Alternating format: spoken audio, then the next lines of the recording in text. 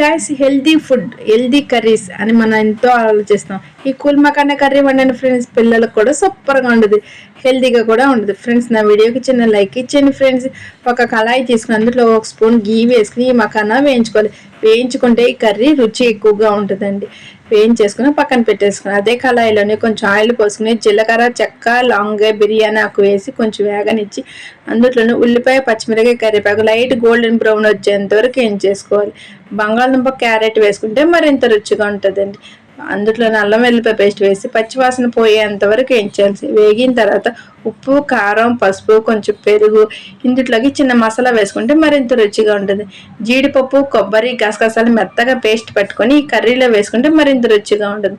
అన్నీ వేగిన తర్వాత ఒక గ్లాస్ వాటర్ పోసుకుని ఈ మకానా వేసుకుని దగ్గర అయ్యేంత వరకు ఉంచుకుంటే ఎంతో టేస్ట్గా ఉంటుంది. వెజ్ బిర్యానీలోకి మరింత రుచిగా ఉంటుంది. లంచ్ బాక్స్లో కూడా సూపర్గా ఉంటుంది. Bye guys.